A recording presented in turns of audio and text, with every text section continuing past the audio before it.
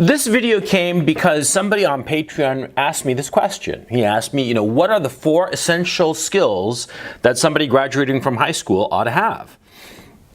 It's a really good question, actually. So I gave it some thought, and here's my answer. Don't worry, I'm not going to spread this out over 15 minutes. I'm going to tell you right now what are the 4 things. The number 1 thing that you ought to be good at, that you should have some skill at when you graduate from high school, when you're 18, is you should be good at public speaking, and specifically, you should be good at giving presentations. The second thing you ought to be good at is basic finance. I'm talking both personal finance and corporate finance. You should be able to read a spreadsheet. You should be able to financially plan for yourself and look at the plans of a company or other individuals or what have you, and be able to make some sense of it. The third thing you ought to be competent at when you're 18, when you finish high school, is you ought to be able to speed read a book or text, no matter how long, be able to skim through it and figure out quickly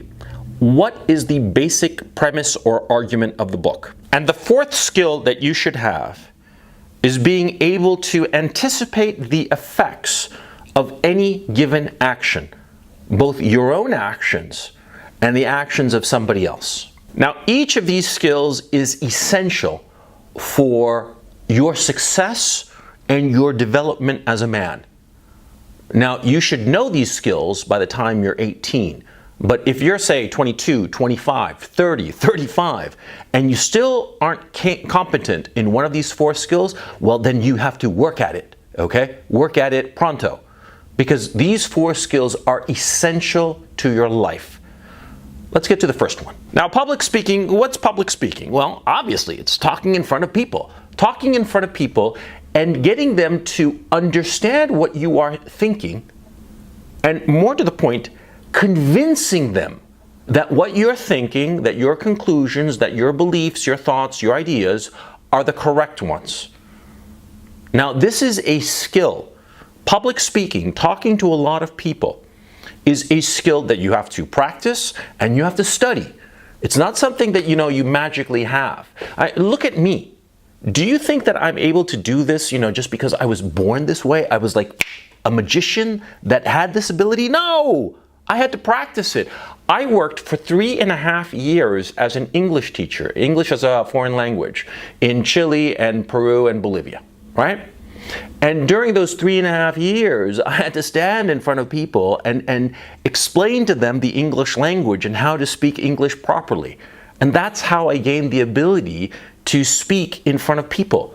It's essential. But not just public speaking. I mean, when you think of public speaking, a lot of times you're thinking of like giving a speech, okay? No, don't think of it like that. Think of it when you're in close quarters with, say, between 3 and 12 people, and you are trying to convince them of something important. Because see, this is the basis of all corporate meetings. See, you're in a room with 3, 4, a dozen other people, and you are telling them what you think should be done, what is the right approach to any given situation. You have to master the ability to present your ideas in a logical a framework, in a logical order, and not only in a logical order, but in an order that convinces them, okay? This kind of close quarter speaking, that's what I'm really talking about when I'm talking about public speaking. Talking in front of a crowd of 1,000 people, that's going to happen once in a while, right? In my own case, I've spoken to a crowd of over 500 people exactly twice, okay?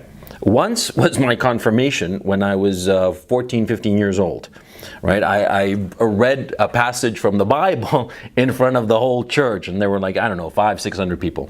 The other time, I was speaking to a crowd of people at a movie premiere, a movie that I'd produced and directed. And I was telling them about it and blah, blah. Those were the only 2 times in my 51 years that I've spoken to a large crowd. But insofar as speaking to a small group of people, I'm talking 3, 6, 9, a dozen. I've done that hundreds of times because that is how business is done. That is how you sell a business or buy a business or any kind of business interaction. It's always a small meeting, and you have to get good at those meetings. See what I'm saying? That's why public speaking is the number one skill that you should have. Now, the second essential skill you should have by the time you're 18 years old is personal and corporate finance, what's commonly known as microeconomics. If you don't know what microeconomics is, just look it up. This is essential, and let me explain why. See, personal and corporate finance is all about planning. That's what it's all about. A spreadsheet, any kind of financial model. Well, what is it trying to do? It's trying to predict the future, and it's actually quite successful. I mean, if you put on a spreadsheet, each column is a month into the future, and each line is an expense that you're likely going to have, and you fill up all the little boxes with all the relevant information, then you're going to have a pretty clear idea of your expenses for the next year, 2 years, 5 years, 10 years, 50 years, if you wanted so, I mean, it's going to be very easy for you to plan. And this is important because when you are able to plan your finances, you're going to be able to save money or invest wisely in things that will give you returns. And more to the point, if you are able to plan, create a spreadsheet that tells you where your expenses are going to go, you're going to be able to say to yourself, yes, I have to buy this item because it's essential for these reasons that are right there on the spreadsheet, but I'm not going to buy this toy or this trinket or this trivial little thing or go on a $10,000 vacation to Tahiti, because if I do that, my financial plan is going to be shot. You see how important it is? You see how important it is to master spreadsheets. I mean, if you want to boil down the issue of personal and corporate finance, boil it down to the issue of learning how to manipulate and read a spreadsheet, how to work an Excel sheet. You figure that out, and you're going to be pretty much set. And this is important because it will be hard to fool you. Because a lot of times businesses will try to fool you or slide a fast one by you, right? Because they're going to be counting on your financial ignorance. And this you have to avoid. And so that's why it's so important to understand budgeting, understand personal finance, understand corporate finance, the basics of a corporate statement, of a corporate financial statement, being able to see the liabilities and the expenses and all the rest of it. The words are slipping my mind right now as I'm telling you, but I think you get the point, okay? It's all about understanding spreadsheets. You understand spreadsheets, and you're going to be able to understand your own financial life and the financial life and destiny of companies. And this is important because if you can figure out where a company is going, you're going to be able to either invest in that company or avoid that company, as the case may be. That is why this is so important. Now, the third skill that you should really know is speed reading. Oh yeah. See, as you get older, you're going to become confronted with a whole bunch of books and text and information that you're going to have to digest quickly. Now, of course, if you see this giant book that's 1,000 pages long, and you have to know the basic information about that book by next Tuesday, then you have to learn to digest that information quickly. Now, this is actually one of the skills that is taught in college, not on purpose, of course. It's taught in college, or people learn it in college, because they have this big exam and they were supposed to have read like 5, 10, 20 books. And by the time of the exam, they haven't read one of those books, right? And so they just start skimming through them and trying to figure them out as quickly as possible before the exam, right? Yeah, that's one of the things that you learn in your college procrastination, right? But actually, it's something that you should be learning by the time you're 18. Because you see, it's not just college exams where you're going to have a lot of information. You're going to have a lot of information insofar as the news is concerned. You're going to have a lot of information in your job. You're going to have a lot of books, text, material that you're going to have to digest quickly. And the sooner you learn how to skim through a long book or a long piece of text, the better you'll get at it.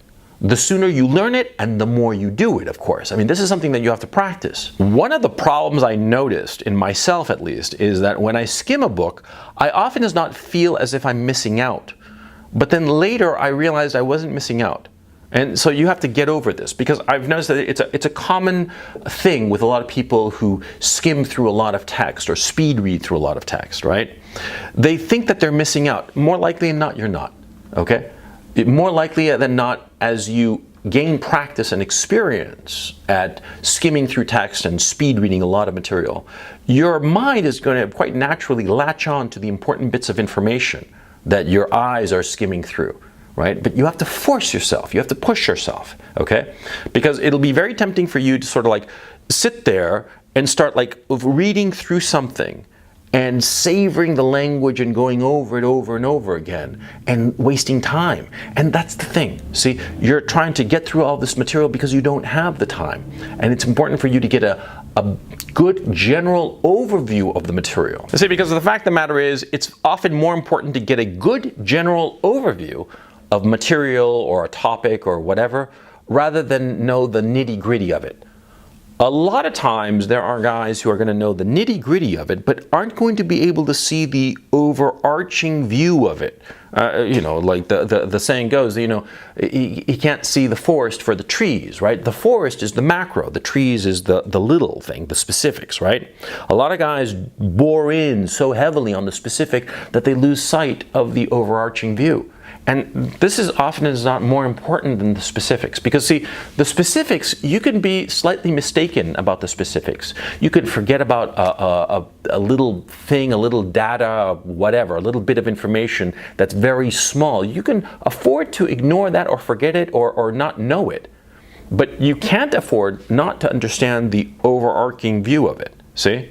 Think of it like in these terms, see, it's like a map, right? A map of a country.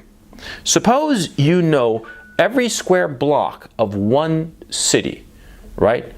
One city, you know every single square block, but the rest of the geography and the layout of the whole country, you're completely ignorant. How useful is that? Not very. It's better for you to have a good overarching sense of the whole country and be a little bit vague about the specifics of a city than the opposite. You see?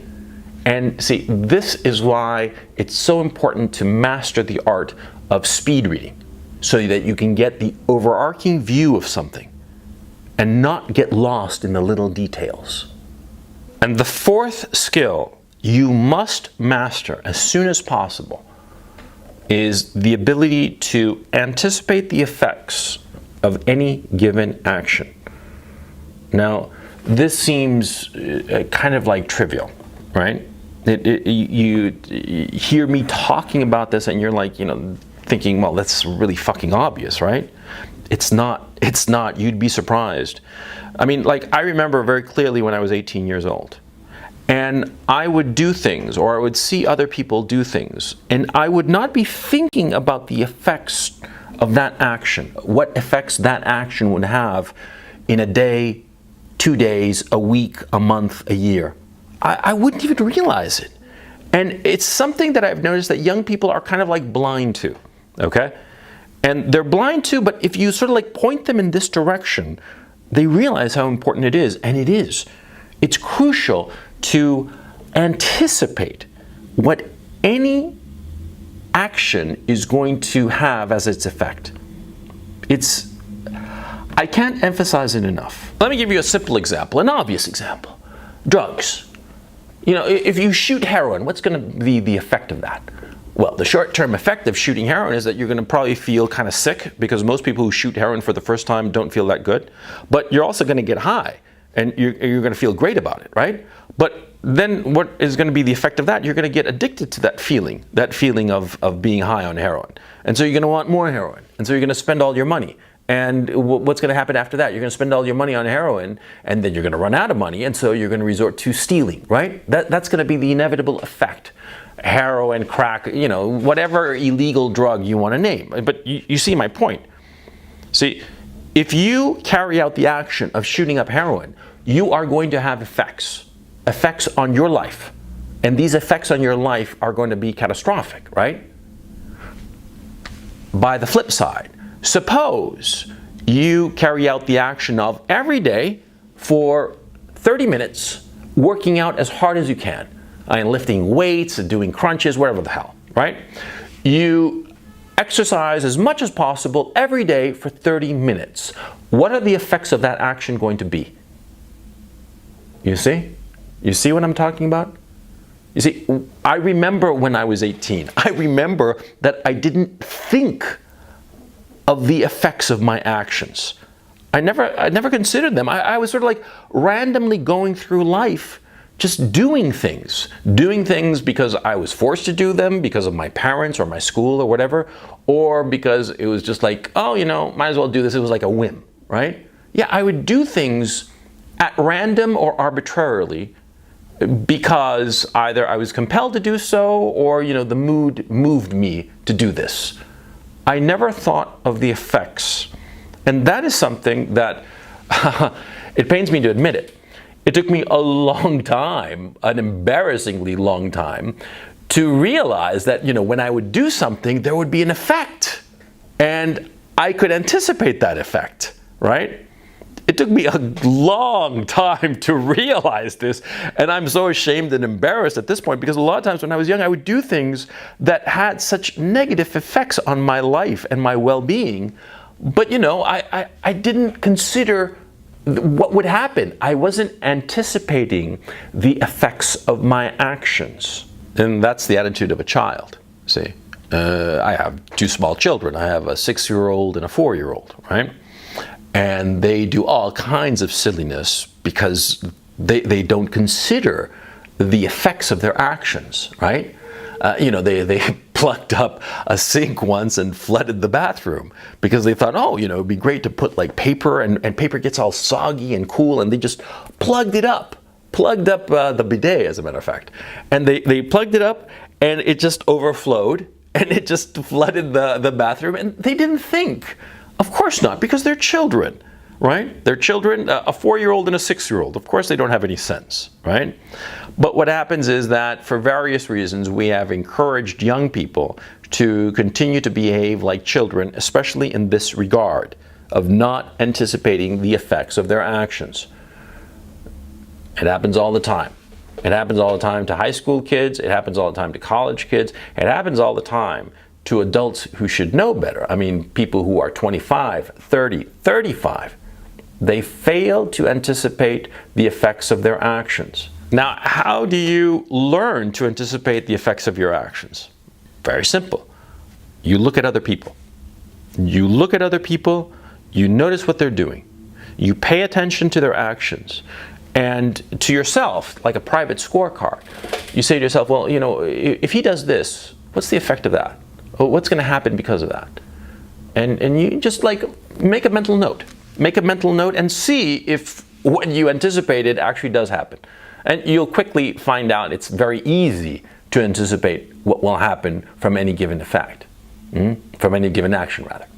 It's very easy, and it's something that you get good at with practice. And you know what is the best practice for this? Or let me phrase that, not the best practice, the best way to learn to anticipate the effects of any given action? 19th century novels. Oh yeah, because the novels of like Balzac, Dickens, Dostoevsky, the big guys of the 19th century. I'm not talking 20th century, I'm talking 19th century. The big novels, Crime and Punishment, Great Expectations and what have you, they are all about causality. Action, reaction, cause, effect.